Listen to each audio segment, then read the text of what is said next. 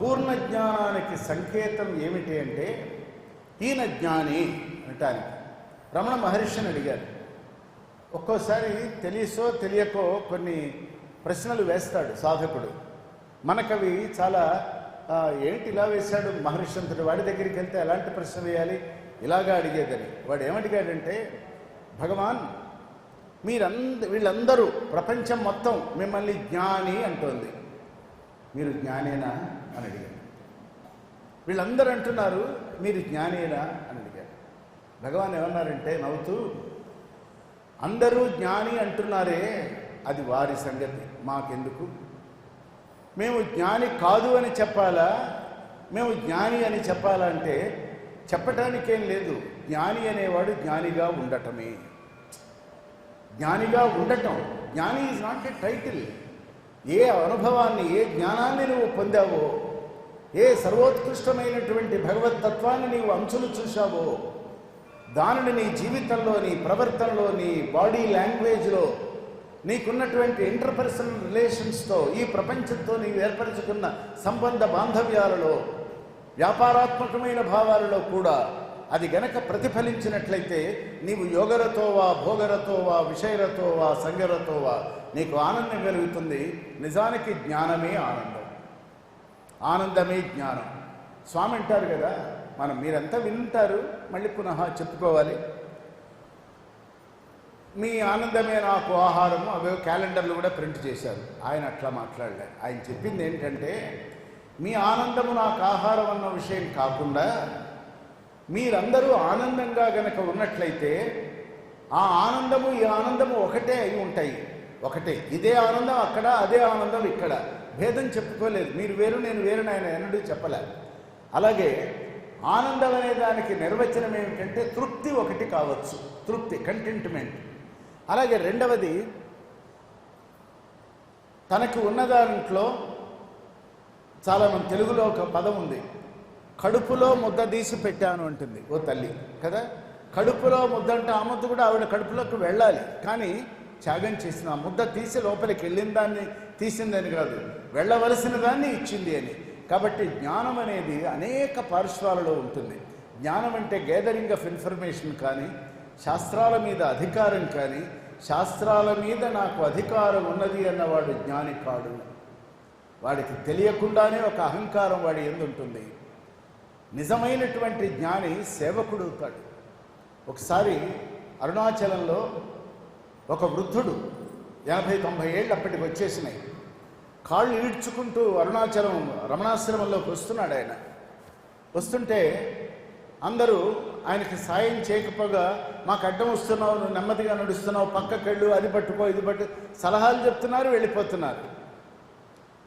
రమణ మహర్షి అప్పుడే బయట అరుణాచలం నుంచి కిందకి దిగొచ్చి అలా పానరామిక్గా చూస్తే వృద్ధుడు కనిపించాడు.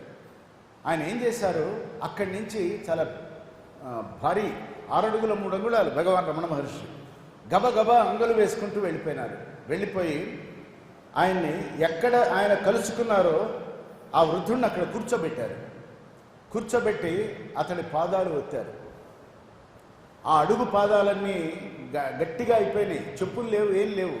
పాదాలు ఒత్తుతూ ఎవరితో ఒక చెంబు నీళ్లు తెప్పించి ఆ పాదాలన్నీ కడిగి, నువ్వు ఇంత దూరం శ్రమపడి రావటం ఎందుకు, నువ్వు అక్కడ తలుచుకుంటే సరిపోయేది కదా అంటే, స్వామి ఇంకా నామరూపాలు వదిలిపెట్టలేని స్థితిలో ఉండి మిమ్మల్ని ఒక్కసారి చూద్దామని వచ్చాను అని అంటే, భగవాన్ ఒక మాట అన్నారు, నువ్వు చూద్దామని అనుకున్నావు, బహుశా నేను కూడా నిన్ను చూద్దామని నాకు అనిపించిందేమో, ఇద్దరం ఇలా కలుసుకున్నావు అన్నారు. చూసారా, భగవంతుడు ఎప్పుడూ వినమ్రుడు, గుర్తుపెట్టుకోవాలి. భగవంతుడు ఎప్పుడూ నేను అధికుణ్ణని చెప్పడు. విష్ణు సహస్రనామాన్ని భీష్ముడు చదువుతుంటే లోపల ఆత్మ సంగీతంగా, సుషుమ్నా గీతంగా పాడుతుంటే, ఎవరి గురించి పాడుతున్నాడో ఆ మహావిష్ణువే శ్రీకృష్ణుడై ఉంటే ఆయన తల వంచుకొని, శిరస్సు వంచుకొని, చేతులు కట్టుకొని విష్ణు సహస్రనామం విన్నాడు. అది ఈ జాతి సంస్కారం. మనకు బోధించే బోధలు ఇవన్నీ. కృష్ణుడు అలా ఉన్నాడా లేడా, మీరు కృష్ణుడిని చూశారంటే నేను చూడక్కర్లా, ఊహించగలను. ఎందుకంటే కృష్ణుడు అలాగే ఉంటాడు కనుక. సేవ చేయడానికే వచ్చాడు ఆయన, సేవలు అందుకోవటానికి ఆయన రాలేదు. స్వామి కూడా అంటారు, సేవలందుటే కానీ సేవించుటరుగని శ్రీసాయియే నాకు సేవకుడయ్యే అనుకోండి. మీరు సేవకుడిని కాకుండా నన్ను ఎప్పుడు వదిలిపెట్టారు మీరు? పక్కనే బెల్లు పెట్టి, కాలింగ్ బెల్లు పెట్టి సాయిరాం రా సాయిరాం రా అని కొన్ని వేల కంఠాలు నన్ను పిలుస్తుంటే ప్రతి వాళ్ళ దగ్గరికి నేను వెళ్ళానా లేదా? మరి దేవుణ్ణి నేను ఎప్పుడైనా నేను మీకు సేవకుడినైనా అన్నారు స్వామి ఒకరోజు గారు. సేవలందుటే గాని సేవించుటెరుంగని శ్రీ సాయియే నాకు సేవకుడయ్యే. ధ్రువ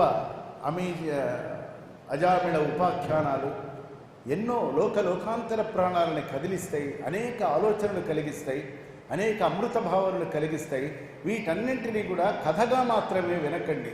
కథ చెప్పడానికి నేను ఇంత దూరం రానక్కర్లేదు. దాని యొక్క తత్వం ఏమిటి, మూలం ఏమిటి, మనల్ని మనం ఎలా సంస్కరించుకోవాలి, ఇంకా పునర్నిర్మాణం ఎలా చేయాలి, అసలు పునర్నిర్మాణం నిర్మాణమే ప్రారంభం కాకపోతే how to define ourselves, how to redefine ourselves, how to reform ourselves, how to refine ourselves. అంతేగాని వాణ్ణి మార్చడానికి నేను రాలా, నన్ను మార్చుకోవటానికి నేను వచ్చాను. నాలో ఉన్నటువంటి నెగటివిటీస్ ఏదన్నా ఉంటే, అహంకారము, దంభము, ప్రగల్భము, గర్వము ఇవన్నీ చెప్పుకున్నాం, అవన్నీ ఇంకా ఎక్కడైనా నాలో ఉంటే ఈ 7 రోజులలో వీటన్నింటి నుంచి నేను ముక్తం కాగలిగితే దాని పేరు మోక్షం. అంతేగాని 7 రోజులు అయిపోగానే మనం ఈ శరీరం వదిలిపెడతామని, ఇక్కడి నుంచి డైరెక్ట్గా విష్ణులోకానికి వెళతామని అర్థం కాదు. ముక్తం కావటం అంటే ఏది మనం కాళ్ళకి చేతులకి సంకెళ్ళు వేసుకున్నామో, మనంతట మనం కోరి ఏరి వేసుకున్నామో, వాటిని మనంతట మనమే విప్పుకోగలిగినటువంటి ఒక ప్రజ్ఞని భగవంతుడి యొక్క అనుగ్రహంతో పొంది ఆ పని గనక మనం చేయగలిగినట్లయితే అది సర్వోత్కృష్టమైనటువంటి అధ్యాత్మ సాధన. మరి ఈ ప్రపంచం ఇట్లా ఉంది కదా, ఈ ప్రపంచంలో మాకు సాధన కుదరటం లేదనే వాళ్ళు ఉంటారు. మాకన్నీ ఇబ్బందులేనండి, ఈ సాధన మేమెక్కడ చేయం, నిద్ర లేవగానే యాత్రలే ఉన్నాయంటే, యాత్రల మీద మన మనస్సు ఉన్నంతకాలం దీనివైపు మనం రాలేము.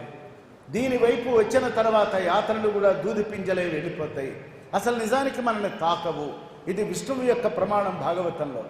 ఎవరైతే భగవత్ చింతనతో ఉంటారో, భగవన్నామ సంకీర్తన చేస్తారో, చేయలేక మరణ స్మరణ ధ్యాన తపోధ్యానాదుల వలన ఎవరైతే భగవంతుణ్ణి తమ యందు నిలుపుకొని ఉంటారో వారు నిత్యముక్తులై ఉంటారు. నిత్యముక్తులు వేరు, ముక్తులు వేరు, విముక్తులు వేరు, జీవన్ముక్తులు వేరు. జీవించి ఉండగానే వీటన్నింటి నుంచి బయటపడితే వాడు జీవన్ముక్తుడు. శరీరం వదిలిపెడితే వాడు విదేహ విముక్తుడు. తనకు తాను వేసుకున్నటువంటి సంకెళ్ళు తాను తొలగించుకోగలిగితే అది జీవన్ముక్త విదేహముక్త స్థాయిలో మోహాన్ని క్షయం చేసుకున్నవాడు, వాడు మోక్ష సామ్రాజ్య అధిపతిగా ఈ ప్రపంచంలో ఉంటాడు. కాబట్టి ఇటువంటి ఉదాత్త భావనా వైఖరిలో మనందరి జీవితాలు పల్లవించాలి. ఇక్కడ సాహిత్యపరమైన ఒక విషయం చెప్తారు.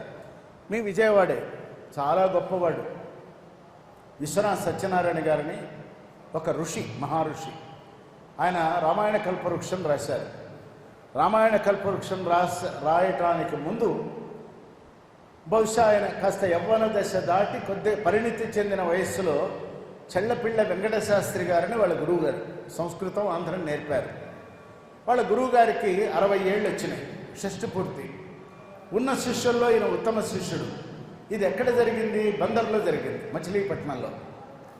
సరే, ఆ గురువు గారి గురించి శ్లోకాలు రాసేవాళ్ళు, పద్యాలు రాసేవాళ్ళు, బట్టలు పెట్టేవాళ్ళు, డబ్బు ఇచ్చేవాళ్ళు, వాళ్ళందరూ వచ్చారు. చివరికి విశ్వనాథ వారిని మాట్లాడమన్నారు. విశ్వనాథ వారు ఏమన్నారంటే, గురువుగారి గురించి కొన్ని విషయాలు మాట్లాడుతాను, జాగ్రత్తగా వినండి అని అంటూ, అల్లను అన్నయ్యకు లేదు, తిక్కనకు లేదా భోగము, అస్మాదృశుండు అలఘుస్వాదు రసావతార ధిషణాహంకార సంభారదోహల బ్రహ్మీమయమూర్తి, శిష్యుడైనాడన్నట్టి ఆవ్యోమ పేషల చంద్రీ మృదు కీర్తి, మా చెళ్ళ పిళ్ళ వంశస్వామికి ఉన్నట్లుగా. సభ నిర్ఘాంతపోయింది. ఏమయ్యా, మీ గురువు గారి గురించి మంచి పద్యం రాయమంటే నీ గురించి రాసి పాడావేమిటి అన్నారు. వాళ్ళకి అది అర్థమైంది. ఆయన ఏమన్నాడంటే, నన్నయ్య గారు ఉన్నారు గొప్పవాడు, ఆయన శిష్యుడు ఎవరో మీరు చెప్పండి నాకు. ఉన్నాడా? లేడు. తిక్కన గారికి పాఠకులు ఉన్నారు కానీ శిష్యులు లేరు. తిక్కన గారి శిష్యుడు ఎవడన్నా ఉన్నాడా? లేడు. ఆ భోగము వాళ్ళిద్దరికీ లేదు. కానీ నా వంటి అస్మాదృశుండు అలఘుస్వాదు రసావతార ధిషణాహంకార సంభారదోహల బ్రాహ్మీమయమూర్తి, అంటే ఎన్ని మంచి గుణాలు ఉన్నటువంటి ఒక శిష్యుడు, ఇటువంటి శిష్యుడున్నాడు అనేటువంటి గౌరవం మా చెల్లపిళ్ళ స్వామికి ఉంది అని అనేప్పటికీ సభ నిర్ఘాంతపోయింది. అప్పుడు ఆయన సమాధానం చెప్పారు. అంటే నా శిష్యత్వం వలన, శిష్యరికం వలన నా గురువుకి ఈ గొప్పదనం రాలా. ఎలా వచ్చిందంటే ఆయన వలన నాబోటి వాడు ఇంతటి గొప్ప శిష్యుడైనాడు, అదే నేను ఇస్తున్నటువంటి గౌరవం అన్నాడు ఆయన. సరే, అది ఒక ఫేజ్. ఆ ఫేజ్ అయిపోయిన తర్వాత 40 ఏళ్ళు 45 ఏళ్ళు వచ్చినాయి. బయటంతా పురస్కారాలు, సన్మానాలు, అభినందనలు, అభివందనలు అన్నీ జరుగుతున్నాయి. జీవితం అంతా సరిగ్గా లేదు, ఇల్లు గడవటం కూడా కష్టంగా ఉంది. ఆ సమయంలో వాళ్ళ ఇంటి ముందే ఒక మంచం వేసుకొని పడుకున్నాడు. వెన్నెల్లో ఆకాశంలోకి చూస్తున్నాడు. అవును, నేను ఎక్కడున్నాను, నేనేం చేస్తున్నాను? పాటలు రాస్తున్నాను, పద్యాలు రాస్తున్నాను, పుస్తకాలు రాస్తున్నాను, పాఠాలు చెప్తున్నాను, అన్నీ జరుగుతున్నాయి. కానీ అసలు నేనెక్కడున్నాను అని అంటూ, ఆకెలన శరత్పూర్ణిమావృత శశాంక రోచిర్వితానము, ఈ కెలన భయదంధకార ఛటాక్రాంత భూమి, అందునను నేను స్ఫారీభవన్ నవీన సంపాలతాకృతి పూని ఉంటి, అందు సగము ఇందు సగముంటి ఔరా నేను. అటువైపు చూస్తే కీర్తి, వెన్నెల వంటి కీర్తి బయట, ఇటు చూస్తే అంతా భయంకరమైనటువంటి చీకటి తాండవం ఆడుతున్నది. ఈ రెండింటి మధ్యలో నేను ఎక్కువ పెట్టినటువంటి ధనుస్సు వలె, బాణం వలె ఉన్నాను. ఆ బాణం అటుపోతుందా ఇటుపోతుందా, ఇంతకీ నేను ఎక్కడున్నాను? అది ప్రతి మధ్య వయస్కుడు వేసుకునే ప్రశ్న, ఎదుర్కొనేటువంటి. గతించిన కాలం ఒడ్డు, మొదటి ఒడ్డు వెళ్ళిపోయింది, అవతల ఒడ్డు కనిపిస్తున్నది. సముద్ర మధ్యంలో, నదీ మధ్యంలో పడవ సాగుతున్నది. వైరాగ్యం వస్తే లాభం లేదు, ఈత రావాలి ఏదైనా జరిగితే. ప్రజ్ఞ లేదు, ఏమీ అనుకున్నది అనుకున్నట్లుగా జరగటం లేదు అని అనుకున్నాడు. మధ్య వయస్సు దాటింది. శ్రీమద్ రామాయణ కల్పవృక్ష నిర్మాణం చేశాడు, రాశాడు ఆయన. దానికి తొట్టతొలి జ్ఞానపీఠ అవార్డు వచ్చింది, తెలుగువారికి సంపాదించి పెట్టాడు ఆయన. పెడితే అప్పటికి ఆయన శిష్యులంతా కూడా చీఫ్ మినిస్టర్లు, అనేక రంగాలలో సమున్నత గవర్నర్లు అయిపోయారు. కాబట్టి ఈ గ్రంథాన్ని ఆవిష్కరించడానికి గురువుగారి దగ్గరికి వెళ్ళారు. వెళ్ళి, ఏం చేద్దాం గురువుగారు, ఈ పుస్తకం ఎలా చేద్దాం, ఎక్కడ చేద్దాం, ఏ సభ ఏ ఊళ్ళో పెడదాం, ఎవరిని పిలుద్దాం, ఇక్కడే చేద్దామా ఇంకెక్కడన్నా, ఇవన్నీ అడుగుతున్నారు. ఆయన నిరామయంగా అన్నారు, సాయంకాలం కృష్ణానది ఒడ్డుకి రండి, మీరంతా ఒక ఇసుక తిన్నె మీద కూర్చొని ఉండండి, నేను అక్కడికి వస్తానన్నాడు. అందరూ వెళ్ళారు. పౌర్ణమి ఆ రోజున ఇసుక తిన్నె మీద కూర్చున్నారు గురువుగారి కోసం. 10 మందో 15 మందో. ఈయన వ్యాసపీఠము, రామాయణ కల్పవృక్షము తీసుకుని వెళ్ళారు. ఇది విజయవాడ కృష్ణానదే. కూర్చున్నారు ఇసుక మీద. కూర్చొని వీళ్ళంతా నోట్బుక్ తెచ్చుకున్నారు. ఎవరి పేరు ఆయన నోటి నుంచి వస్తే వాడిని పిలవాలి, ఆర్గనైజ్ చేయాలి, పెద్ద ఈవెంట్ చేయాలని. ఆయన అన్నారు, మీరు ప్రశాంతంగా ఉండండి, నేను పని చేయబోతున్నాను, అది అయిన తర్వాత మీరు ఆలోచించుకోండి అన్నారు. సద్యో నిర్గతమైన సర్వభావన సంహారం మెల్ల నైవేద్యం విచితి నీకు రామచంద్ర ప్రభువా, విశ్వాసమున్ పూనవే ఆద్యంబగు జీవలక్షణము సంహారంబు కావింపవే, హృద్యంబై చనితోచు దివ్య తేజంబు సారింపంగదే నా గుండియం. క్లోజ్ చేశాడు. అప్పటికప్పుడు పుట్టినటువంటి అనేకమైనటువంటి భావాలన్నీ పెద్ద వంటకం చేసి రామచంద్ర ప్రభు, అవన్నీ నువ్విచ్చినవే, నీ వంట చేశాను, నీకు వాళ్ళు నైవేద్యం ఇచ్చేస్తున్నా, నేను ఈ శరణాగతిలో ఉన్నాను, నాకు ఎవరి సత్కారాలు నాకు అక్కరలేదు. చూడండి, ఆద్యంబగు జీవలక్షణము, నాలో ఇంకా జీవలక్షణం ఉందా? ఉంటే ఆ జీవలక్షణం నా అహంకారమైతే, ఆ జీవలక్షణం నా మమకారమైతే, ఆ రెండింటిని నువ్వు పోగొట్టినంత మాత్రాన నాకు ఆనందం కలగదు. దివ్యమైనటువంటి నీ తేజస్సును నా హృదయం మీద ఒక్క క్షణం ప్రసారం చేయమని అడిగాడు. అది సమర్పణ. చూశారా? అంటే జీవితంలో మనకు అనేక దశలు ఏర్పడతాయి. 15 ఏళ్ళు ఒకటి, 30 ఏళ్ళు ఒకటి, 50 ఏళ్ళు ఒకటి, 60 ఏళ్ళు, 70, 80, 90 ఇవన్నీ ఉంటాయి. వీటన్నింటిలో మహాకావ్య నిర్మాణం చేసి రాముడి కథ రాసినటువంటి వాడు ఏమన్నాడంటే, పురస్కారం నాకు వద్దన్నాడు ఆయన, శాలువాలు నాకు అక్కర్లేదన్నాడు. నీ అనుగ్రహము, నీ దివ్య తేజస్సు నా గుండె మీద, నా హృదయం మీదకి వచ్చేట్టుగా చూడమన్నాడు. ఇది దృఢమైనటువంటి రీతి. ఏదో గడిచిన బాల్యమంతా దుఃఖంలో, దారిద్ర్యంలో గడిచిపోయింది, ఈ పుస్తకం రాశాను, దీంట్లో బోలెడు డబ్బు వస్తే బాగుండు, ఇంకా లక్షలు మా ఇంటికి వచ్చేస్తే బాగుండు అని మీరందరూ వెళ్ళి నా పుస్తకాలన్నీ అమ్మేసి మీరు ఆ డబ్బు తెచ్చి వాకిట్లో కట్టమని అడగల. రాముడి అనుగ్రహం కోరుకున్నాడు. చూశారా, ఇది పరిణామ దశ. ఆ చివరి దశలో ఆ రాముడినే తలుచుకున్నాడు ఆయన.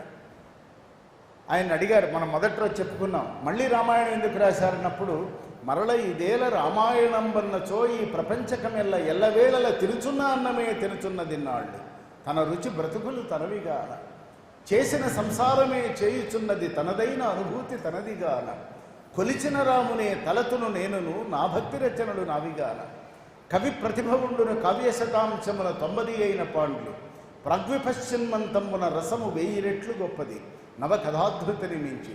రామాయణం కంటే గొప్ప కథ ఎవరు రాయగలరు? దానికంటే ఆ రామాయణంలో ఉన్న రసవాహిని గనక మీకు అందించగలిగితే, అందించే ముందు నేను అనుభవించగలిగితే అది నా జీవిత సాఫల్యం అన్నాడు ఆయన. కాబట్టి ఈ దృఢమైన నిర్ణయం ఉండాలి.